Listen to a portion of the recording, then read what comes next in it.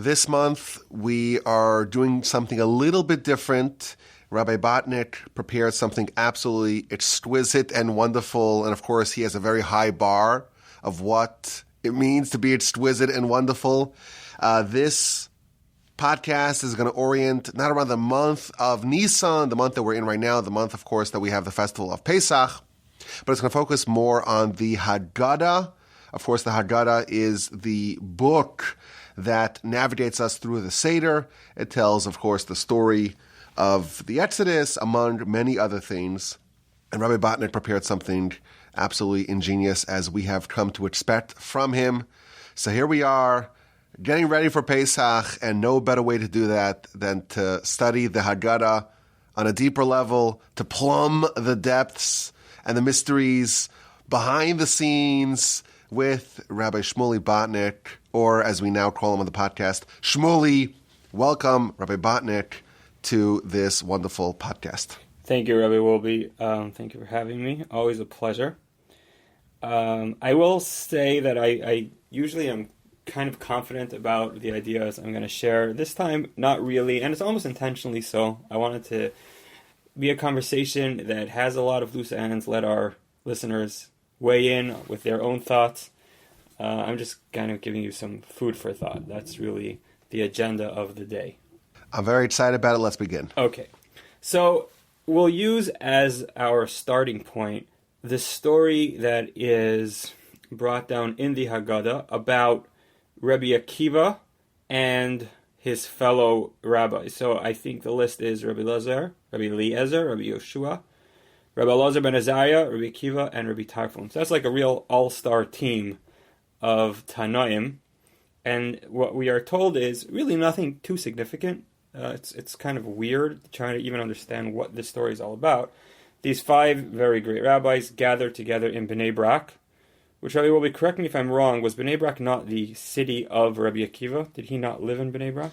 Yeah, he was the rabbi of this city of Bnei Brak, and we have this incredible ensemble of sages gathering together for Pesach Seder, and that is recounted and retold and immortalized in the Haggadah. So when we begin our Seder, we read about this story of the Seder that happened in Bnei Brak, where Rabbi Akiva was the rabbi, together with these 4 other sages, Rabbi Eliezer, Rabbi Yoshua, Rabbi Elazar ben Azariah, and Rabbi Tarfon.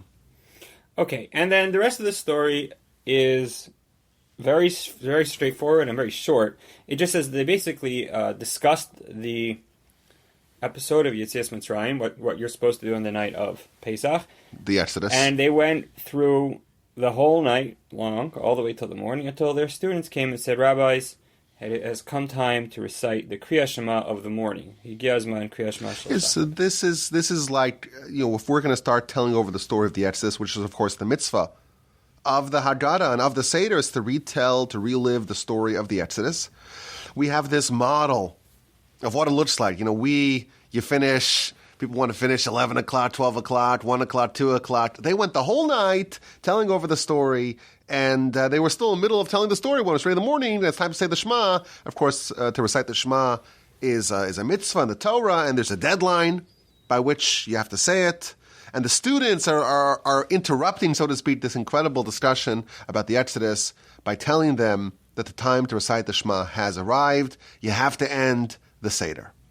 That's right. And now I don't really have any problems with the story per se. I think there are a few curious points to acknowledge, at least. Number one, when was the last time you noticed 4 of the leading rabbis all leaving their hometowns, where presumably they were leaders of their own communities, to go spend Pesach by a different rabbi? Maybe Rabbi Akiva, you could argue, was the greatest of them, but they all were fantastic scholars in their own right. Why did they feel it necessary to spend Pesach by Rabbi Akiva? Right, so that's it. Pesach is the time to spend with your family and with your community. And if I'm not mistaken, Rabbi Eliezer and Rabbi Yoshua were both the teachers of Rabbi Akiva. Rabbi Tarfon was more of a contemporary to Rabbi Akiva, and Rabbi Elazar ben Azariah is younger than, I believe he was younger than Rabbi Akiva, or maybe the same generation. But what are they all doing in the location, in the town of Rabbi Akiva? It's a great mystery. Okay, that's question number one. Another question I would point out is, what's this? The students come, they say, Rabbis, the time to recite Kriya Shema has come. That's kind of waxing poetic. Why don't they just say, it's morning, the sun is shining, right? What's this whole idea of it has come the time to recite Kriya Shema? Yeah, it's implied that they would have gone the whole day as well to retell the story, and somehow the Shema is the point that changes or ends, punctuates, concludes the Seder, this incredible Seder in the city of Bnei Brak. Okay, so these two questions, which again, they're not absolutely mind-blowing questions, but we're going to use them as a springboard to offer an idea which is somewhat fantastic, and hopefully we'll have our listeners weigh in on their own thoughts. Let's begin with the beginning. We are taught that we're supposed to begin the Seder maschilin b'gnai u'mesayim b'shvach, which means that the model that the Seder is supposed to follow is that we begin by addressing or discussing the murkier components of our history, and then move along to the more joyous and more exalted point in history, i.e. we're supposed to begin with the story of Terach, Avi Avram, which we mentioned in the Haggadah. That is the father of Avram, who was an idolater himself, who sold idols by profession. And then we move along through history till we get to the point of the Exodus from Egypt, where the Jewish people are united in their servitude of God. So that's what we're taught. That's the model that the Haggadah... So we don't start off with the highlights, with the apex, with the apotheosis of our history. We start off with the shameful origins. Abraham, this great titan, well, where did he come from? His father was Terach, a real lousy guy by our standards, idolater, but not just an idolater, a purveyor of idolatry. And that's really the shameful origin of our nation. We're not so excited about that, but that's how we start off. And we build up, and we build up, and we end, so to speak, on a high point. We climax with the incredible accomplishments and levels of greatness that our nation achieved with the Exodus. So that's the format. That's right. Now, I think we have the license to suggest that on a slightly more philosophical level, it's not just a matter of the recitation, but that's really the transformation that we're experiencing. There's this little spark, or maybe spark isn't the right word, but a little drop of a little poison of terach still inside of us, that little idolater that has remained. And the name of the game on the night of Pesach is to try to move away from it and to graduate that less dignified, less noble history that we had, to move away from there and into a holier destiny. That's the idea of the night of Pesach. This is a very advanced point, that it's not just the story that we're retelling starts off with less admirable parts of our nation's history and proceeds and concludes with the highlights, but that's really what we're supposed to experience on Pesach. We all have a little drop, so to speak, of terach within us. There's parts of us that are also not so admirable, and over the course of the Pesach Seder, if I'm understanding you correctly, we're supposed to kind of elevate and ascend above that and emerge from it, just as the nation emerges from the story, at a much higher point. That is correct. So I feel. Again, I haven't seen that, but so I feel. And I think that is well within our right to argue. Now, but here's my question. How did that happen? How does it happen that Terach, the father of Avram, remained within us? I mean, did Avram not overcome the entirety of the inclination for idolatry? I would have thought he did. If he didn't, why not? So in other words... So your question, if I'm understanding correctly, is that, Abraham is the greatest of all men, or one of the greatest of all men, the giant among humans. And you would think that he had totally expunged all influences of Terach, his father. You can't blame someone for their father, right? You don't choose your father. He happened to have had a pretty rotten father from a religious, moral, faith perspective.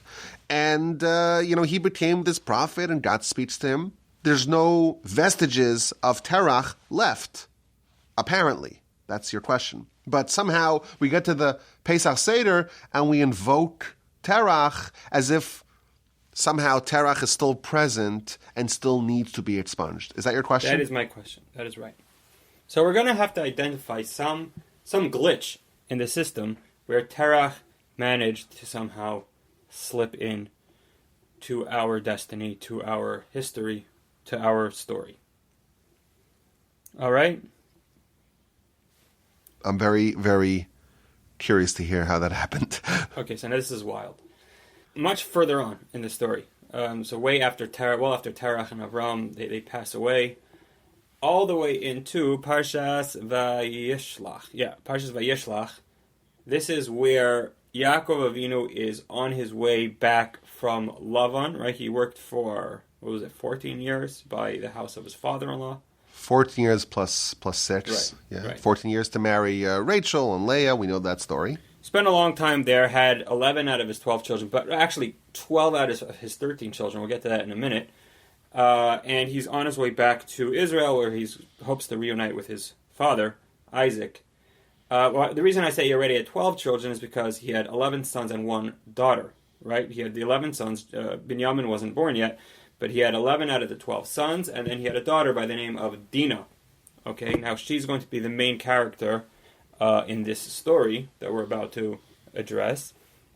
And that is that Dinah, it says, she left, Vatete Dinah, she started scouting out the surroundings, and sure enough, she is spotted by the the son of the king or the prince of that locale, of the city of Shechem, and he likes her a lot. He's very attracted to her. He rapes her, essentially, or at least convinces her to have relations with him. This is considered to be a terrible grievance against the Jewish people, or at least, the sons of Jacob, and ultimately they attack him, they kill him and the entire city. That's the long and short of it. Now, the Arizal lets us in on a little bit of the mystery of the story, and he says that Dinah was the Gilgal, the reincarnation of Abraham's mother. Get that? Okay, Abraham's mother, so Terach's wife. Terach's wife, exactly. Terach's wife, Abraham's mother. Her soul gets reincarnated in Jacob's daughter, Dinah. So if you do the math, Abraham's mother, and then there's Abraham, and then Isaac, and then Jacob, and then Dinah. So what's that, her great-great-granddaughter? Great-great-great-granddaughter? Whatever it is. About right, yeah. So the soul of Abraham's mother, who I don't believe is mentioned in the Torah. Is that right? We don't know. No, certainly not by name, no. So we know that his father is Terach. He's got 2 brothers, right? Haran and Nachar. We read about that a little bit in the end of Parshas Noach. And the soul, we're told, the Arizal, the Kabbalists tell us, this is an interesting thing. We learned it now for the first time. The Kabbalists tell us that the soul of Abraham's mother, the wife of Terach, Mrs. Terach, that is featured in Dinah, the daughter of Jacob. Okay, wow. You have my attention. Now, it gets better. Says the Arizal that there was a problem with Abraham's mother and the conception of Abraham, in the sense that Abraham's mother and his mom and his dad, Terach and Mrs. Terach, they conceived Abraham in a way that is not halachically permissible. Rabbi Wolbe, maybe just give a quick rundown on the laws of Nida. I know this is not the time and place for it, but just a small explanation for what should have happened and what didn't happen.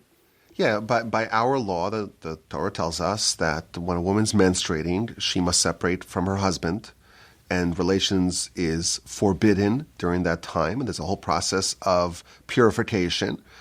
And that's the woman goes to the mikvah, prepares for it, goes to the mikvah, and the normal relations between husband and wife can be resumed.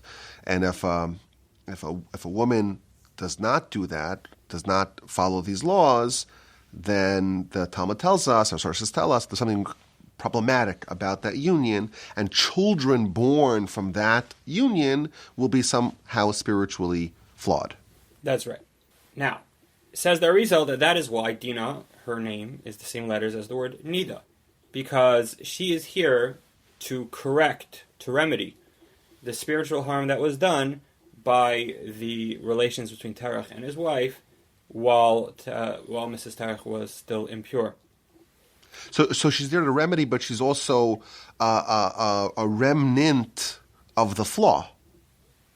That's right. Maybe that's the same thing. She is a remnant of the flaw. She encases the flaw to a degree, and that's where Shechem comes in. Now, this is a very a Kabbalistic idea, which is that impurity is attracted to impurity. So if there's something wrong inside of you, then obviously it's not something you intentionally pursue. But should that flaw come into contact with something else that's flawed, it will actually be constructive on your part. It will be beneficial because that impure, flawed injection that you are grappling with, it has now escaped, and it has been vacuumed out by the other source. So in other words, just in this case, it would be Shechem has relations with Dinah. Shechem, being entirely impure, managed to somehow extract that flaw of Terach's mom that was inside of Dinah. Is that understandable? Okay, well, you have to slowly break it down for me. So Shechem, it's well documented that he's flawed. And he has this magnetic attraction to Dinah, and somehow with their union, he saps out, so to speak, that flaw that's somehow a remnant of Abraham's mom and her relationship with Terach. Is that what you're telling me? Is this what the Arizal says? Is this what the Kabbalists say? Yeah. I will say that I saw it, didn't see in the Arizal itself. I saw in the Sefer Chida, brings it from the Arizal, but let's just work with that. Yes, attributed to the Arizal. Yeah. Okay. So the Shechem-Dinah incident, ultimately, as negative as it is, ultimately has a positive effect in that it allows us to offshore this Terach, Mrs. Terach, unfortunate reality that we had to contend with all those years. It's now evaporated. Because now, I do recall, and sorry to interrupt, but I do recall reading that there was some sort of holiness also featured in Shechem, the rapist of Dinah. There was this holy soul of Rabbi Hanina ben Tradion, and she somehow extracted that, which I believe is also a courtesy of Arizal. Very advanced stuff here. But to this point, Terach and Terach's wife, there's something flawed, there's some sort of spiritual flaw, and that flaw is hovering, is present somehow in Dinah. And when Dinah gets together with Shechem, incidentally, in the city of Shechem, which is a little bit confusing, in the city of Shechem, Shechem, the son of Hamor, in the city of Shechem, when he assaults Dinah, he, like you said, offshores, or he extracts, he expunges that spiritual malady, that spiritual flaw that was present in Dinah, courtesy of Abraham's mother, Mrs. Terach. Okay, perfect. Now, I do have a problem with this Arizal in the sense that there's another Arizal which seems to almost contradict this one, but we're going to work with both. And we'll have to try to work around this contradiction. And that is as follows. Way, way later in the Torah, all the way deep into Parshas Matos, all right, so this is all the way at the end of the book of Numbers, we learn about the 2.5 tribes that insisted on not entering Israel, remaining the Aver Hayardin on the other side of the Jordan. Those 2.5 tribes are Ruvain, Gad, and then half of Menashe. All right, so Menashe is the older of the two sons of Yosef. Half of his tribe insisted on remaining on the other side of the Yarden River, not entering Israel. Now, the Arizal says very great secrets about these 2.5 tribes, why they did not want to enter Israel. I don't really need to get into Ruvain and Gad, maybe for some other time.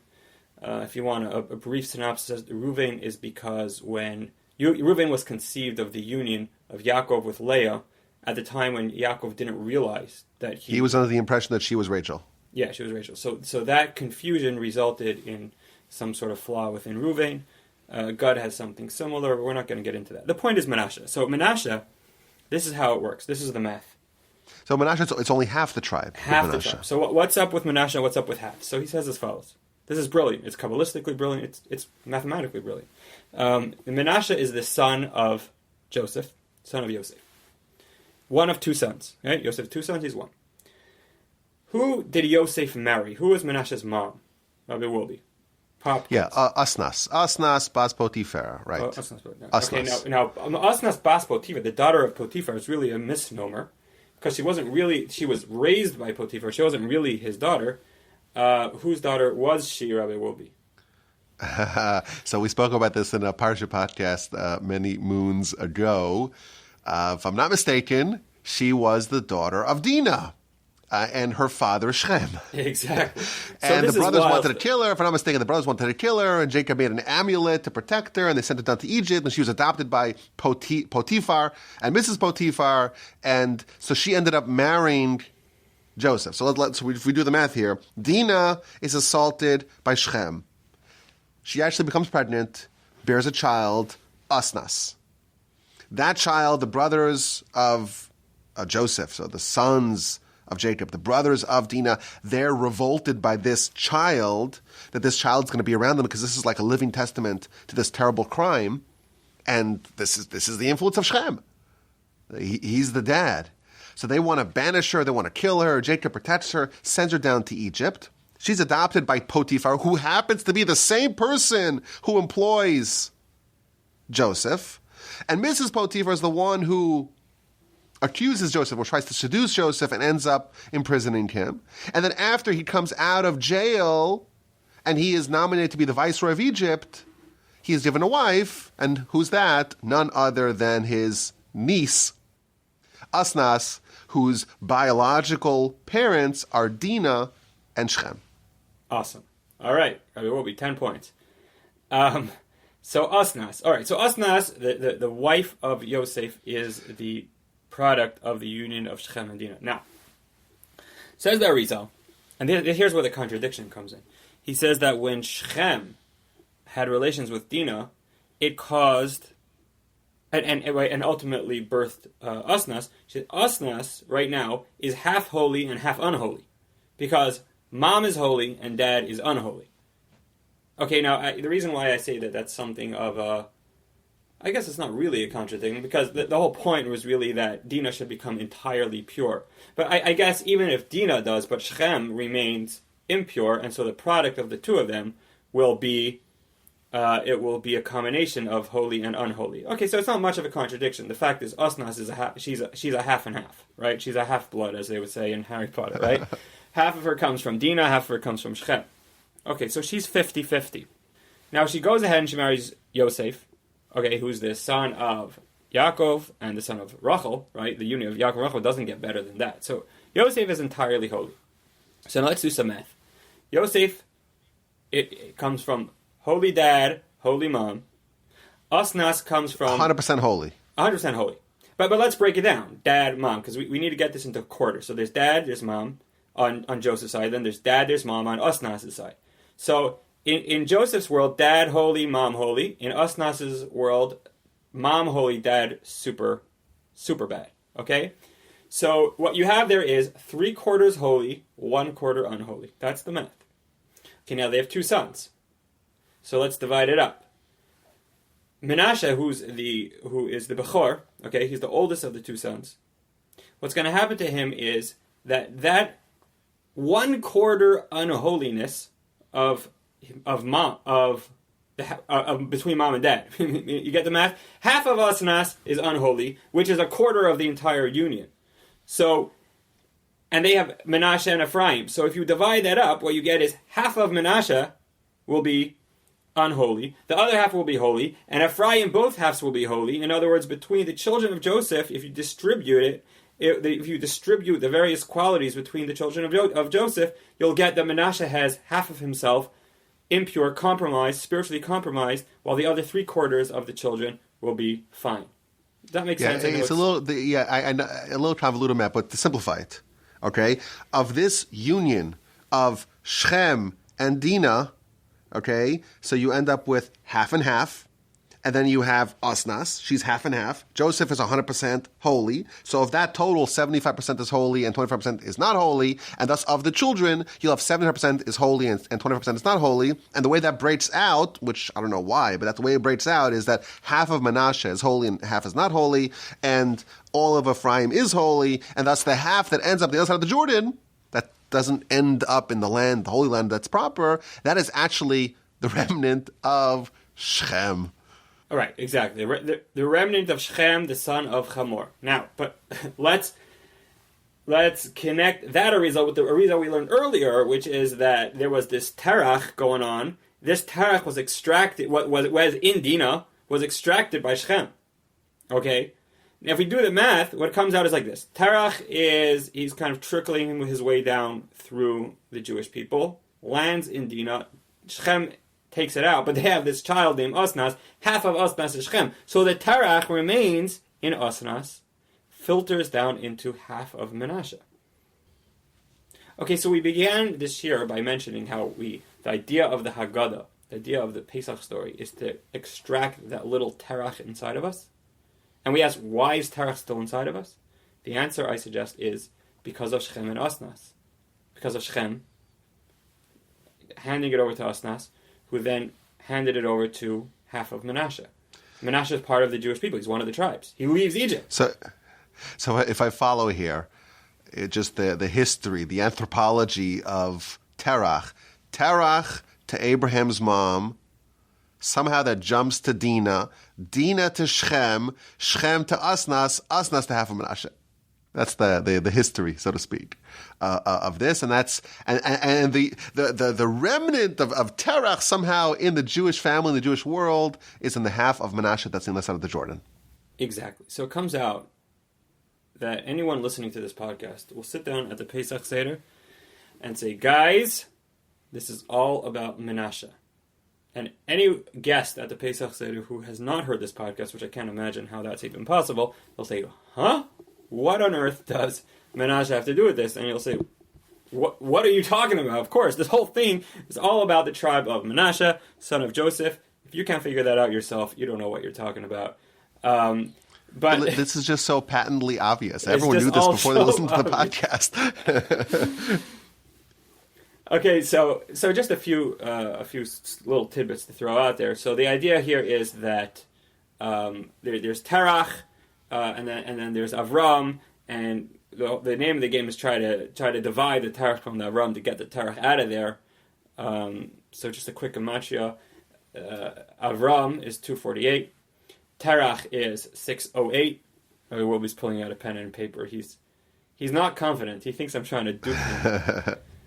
Terach is 608. The difference in gematria between 248 and 608 is 360, which is exactly gematria Shechem. You understand me? There's this divide between Terach and Avram, and Shechem tries to bridge it.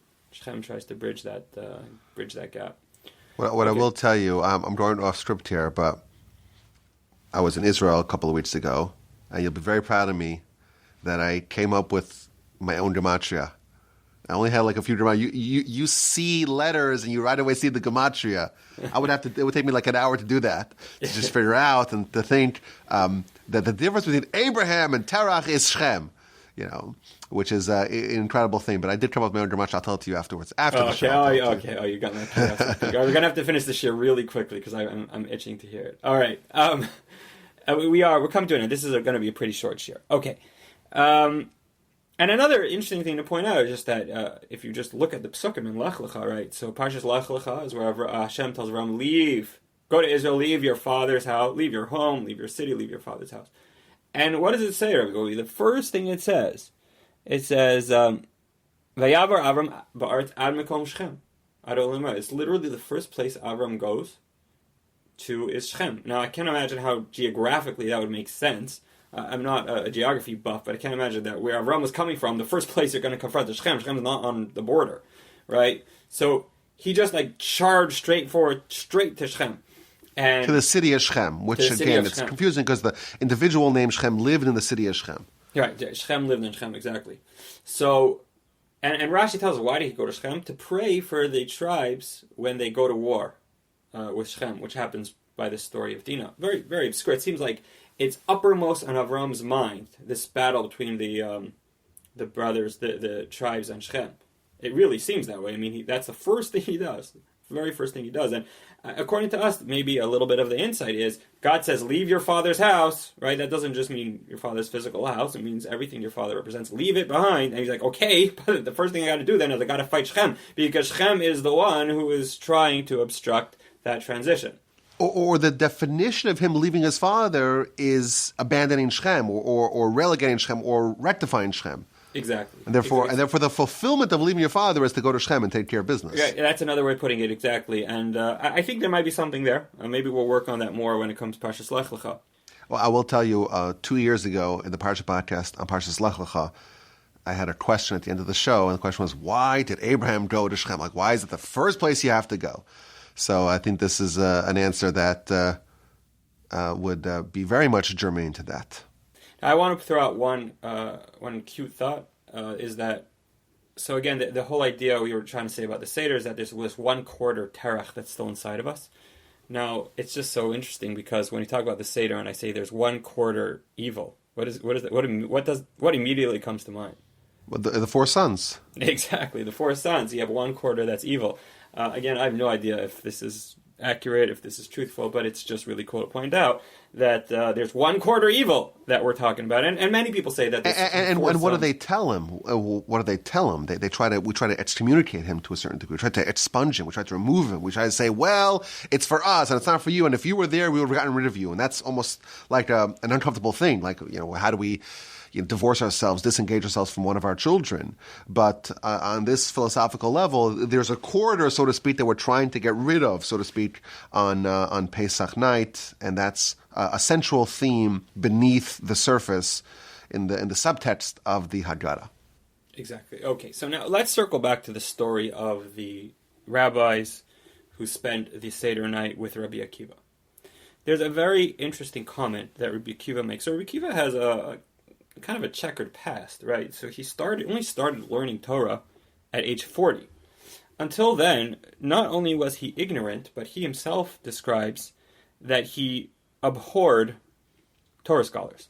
So this is a Gemara in Pesachim on page 49b, where Rabbi Akiva says, back in the day, back in the bad old days when I was a very ignorant person, I would say, Mi yitein li Talmid Chacham, who will give me a Talmid Chacham? Who will give me a Torah scholar? V'anashchenu kechamor, and I will bite him like a donkey. Okay? Fascinating stuff. I'll bite him like a donkey. Now, I believe, again, it's the Arizal. You gotta love the Arizal. I did not look this up this time. I have other Divrei Torah that have to, based on this Gemara, so I've looked it up in the past, I believe. But I am pretty sure that someone comments that the reason why Rabbi Akiva specifically uses the metaphor of a donkey is because Rabbi Akiva's soul also emanates from that place of Shechem ben Chamor. Remember, so Shechem, the son of Chamor.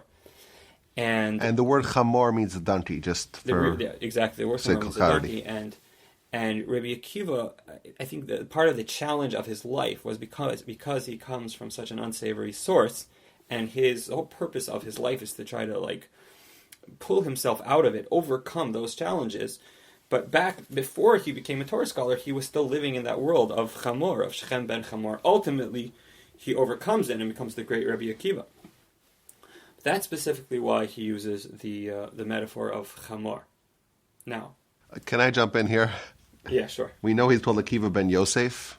Could we say that just like Joseph was the one who cleansed, so to speak, or he's part of this process of the rectification of Shechem, Akiva, who comes from the Chamor, he's Ben Yosef as well. He kind of takes the lesson from Joseph. There's for sure something there. Wait, did you think of that? Do you think of that? I didn't think. I actually didn't think of that exact variation. I did have something. There's no question that Akiva Ben Yosef is a reference to Yosef HaTzadik. It doesn't necessarily. The original Joseph. Yeah. Right.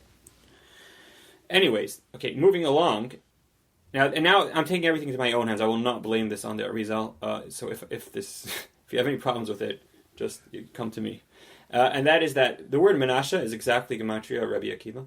I did the math. 395. 395. You did the math? Right. I just did it, yeah. Okay, now, the point being here is that if it's true, and this, I think the result does say that Rabbi Akiva comes from Chamor, and his life's mission was to, like you say, extract that little poison from Shechem ben Chamor that somehow managed to filter into the Jewish people. It makes perfect sense that Rabbi Akiva's name should be the same in Gematria as Menashe, because, like we said, it only came via Menashe, right? The venom of Shechem ben Chamor managed to make its way into the Jewish people through Menashe, right? It went from Shechem to Osnas to Menashe. Rabbi Akiva, who's from the same place, his soul originates from Chamor, his name is Gematria Menashe. So you can disagree with me, but I feel like there is a very valid connection there. So it's Rabbi Akiva's responsibility, ultimately, to help us accomplish our goal, right? Our goal of the night of Pesach is to take that little piece of terach that's inside of us from Menashe and transform it into holiness. Who is good at that? Who knows how to do that? Who has that talent? Rabbi Akiva, the one whose name is Gematria Menashe, the one who comes from Chamor, the one who successfully managed to become one of the greatest Torah scholars in our history, even with all of these spiritual impediments. Right? So he's the model of what we're supposed to try to do ourselves over the course of Pesach and the course of the Seder. Because he himself went through that same transformation where he started off as the Chamor, wanting to bite the Torah scholar and break their bones, and became the great sage and the purveyor of oral Torah and the greatest of his generation. Exactly. So with that, I want to suggest that that's the answer to why all the sages went to Rabbi Akiva for his Pesach Seder. It wasn't just because they, wanted to spend time together or wanted to learn Torah from each other. They were all more than capable of being able to conduct their own Seder. They went to Rabbi Akiva because Rabbi Akiva is the very paradigm of what the Seder is. He's not just doing it, he's living it. Rabbi Akiva's life is the Pesach Seder. He's getting rid of the terach all day, every day, from that terach that's inside of him. The Menashe struggle, Rabbi Akiva is the ultimate paradigm of someone who was able to successfully accomplish that, and that's all we're trying to do. The Pesach Seder, which makes perfect sense, why the rabbis wanted to spend Pesach with him. Now let's go to the next question, which is, why did the students come and say, it's time to say Kriya Shema Shel Shacharis, right? They said, Rabbi, stop saying the Pesach story, stop telling over the Pesach story, it's time to recite the Kriya Shema of the morning. And our question was, why don't you just quit the poetry and just say, it's the morning, it's the sun is shining. So now here's something which I want to suggest. Maybe I will claim it to be slightly ingenious, and and that is that the Gemara in Brachos, and this is page 9b, it discusses various different opinions as to when you can recite the Kriya Shema of the morning, and all of the opinions really focus on the same idea, which is that it has to be light enough to be able to distinguish between two different properties. So there's one opinion that you have to be able to see the difference between the color blue and the color green, which is hard because if it was entirely dark, you wouldn't be able to tell the difference between blue and green. Another opinion is a little more lenient. It says it's the difference between blue and white, right? Okay, so blue and white, you only need a little bit of light to be able to tell that difference. Now, Rabbi Akiva weighs in. And Rabbi Akiva says, no, you have to be able to tell the difference between a chamor and an arod.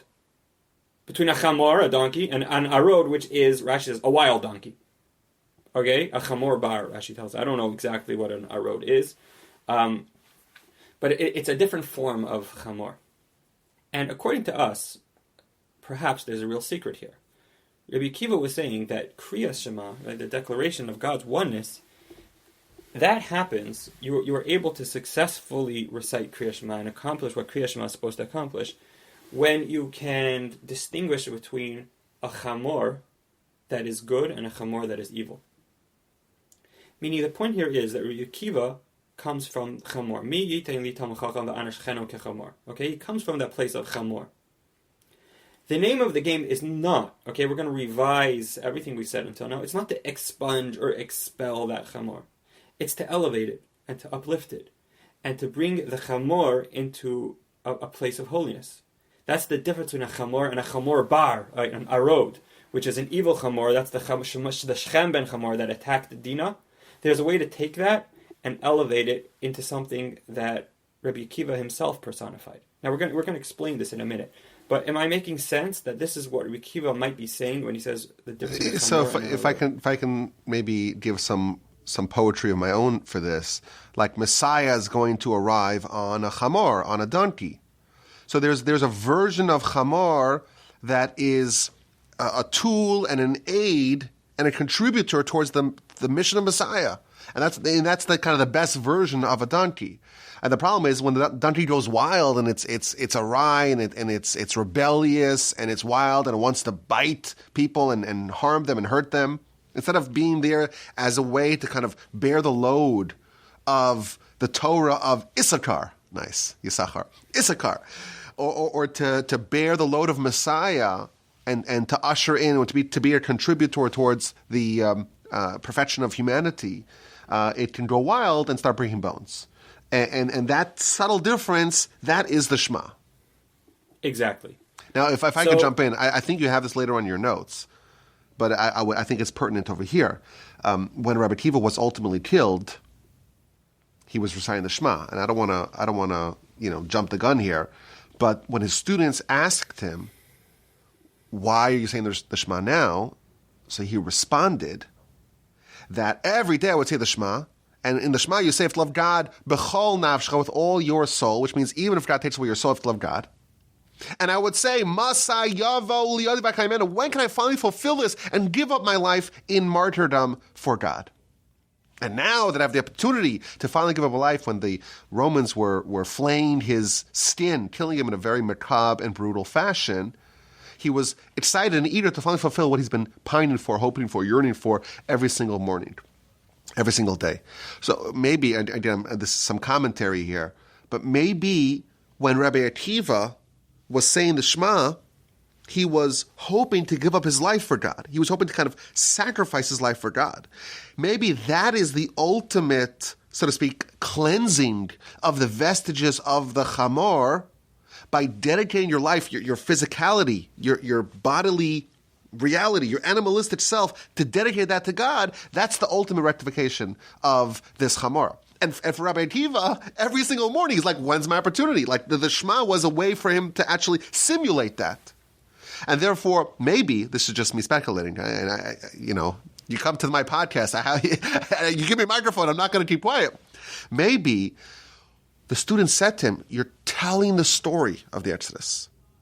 And that's an incredible way to kind of remove, so to speak, this influence. But you know what's even a better way to remove this influence? To recite the Shema and to simulate in your mind afilu notelas nafshecha. That's a higher level, so to speak, of expunging, of extricating, of divesting yourself of the Chamor, and therefore it's actually an upgrade to now continue on. Okay, you did that the whole night, but now you have an opportunity to do even more of that with the Shema. That's excellent. That is beautiful. Beautifully articulated, and it's wonderful thoughts. I just add for the listeners. So the word chamor, which means donkey, also means chomer, which literally means physicality. So again, it's exactly what you just said. It's sacrificing your entire physicality for the sake of Hashem via the Shema. All right, so we're basically coming to an end here. What I wanted to point out is that, like we said, we're maschilin beginai. We begin with the more denigrating part of our history, U'Mesayim b'shvach, right? We conclude with the shvach, which is the more praiseworthy elements of our story, and the word shvach, of course, is the Rashi Tevos, an acronym for Shechem ben Chamor, right? We conclude the Haggadah having rectified the Shechem ben Chamor within us. Wait, can we also say U'Mesayim b'shvach, and we're Messiah, we end shvach? Oh, great. Oh, that is so great. The word Messiah means to end. Messiah b'shvach, we get rid of this shvach, this, which again, the three letters of Shin, Vez, Ches is Shechem ben Chamor, Messiah b'shvach. I like that. Another just cute little remez, and I didn't look up this verse, I should have, which is back when Paro was insisting on not sending the Jewish people out. He kept saying they must work with the teven, right, with the grain, give them more. And of course, teven is the straw. Where that Moshe, straw, right. When Moshe initially went, Pharaoh, instead of releasing them, he made it worse, and he withheld the teven, the straw, from the critical ingredients in the brick making process. Right. So, but according to us, the word teven is an acronym for Terach ben Nachor. Right. Terach's dad's name was Nachor. So Paro was like, no, the Jews can't go free. We need more Terach. We need more Terach ben Nachor.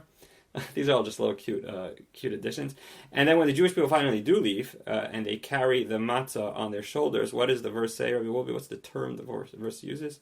You tell me. They carried the matzah al shechmam, on their shoulders, right? But of course, according to us, it doesn't mean on their shoulders. It means they carried it on the shechem inside of them. The story of the Exodus allowed them to overcome the shechem and the chamor. And of course, that's what Rabbi Akiva represents. And at the end of the day, the moral of the story is Pesach is all about getting rid of the terach that managed to filter into our nation through Menashe, and the expert at doing that is Rabbi Akiva, which is why we tell the story of Rabbi Akiva at the Pesach Seder.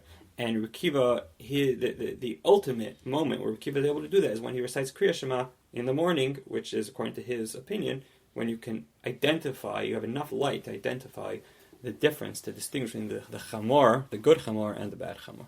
And we could say on a very basic level, like that's the matzah versus the chametz. You know, the matzah is this refined, purified, chametz-free food, and that's symbolic of this kind of purification, cleansing process that we're trying to do to get rid of that, that quarter, so to speak, the half of Menashe, the quarter of that comes from Abraham's father and mother and Shechem and Hamor and all that. There's a little bit of that left, and the objective of our festival, really our lives, right, is to kind of go through the process of extricating ourselves from the tentacles of the chamor, the shechem, the chametz, the terach that's within us. All right. Okay. Well, I hope you enjoyed. This wasn't as long as some of the others, just about half an hour. But this is perfect. It's not a half hour. It's 45 minutes of my. All right. Okay. I lost track of time. But all right. I hope. This was incredible. This inspired you? I enjoyed it. I think it was magisterial, as we've come to expect. Thank you so much, Rabbi Botnick, for coming on the podcast and sharing the secrets of the Haggadah. Again, a much deeper level, much more esoteric level than any of us are accustomed to. And it's a wonderful, wonderful opportunity and privilege to have you on the show. And hopefully next month, the month of Iyar, we'll get back to the secret of the month. Please God, and your email address is botnicksm@gmail.com. And my email address is rabbijoom.com. Thanks so much for listening from the incredible podcast studios of the Torch Center in Houston, Texas. Rabbi Botnick is in Cincinnati, and we're doing this via the magic of Zoom and simultaneous recording.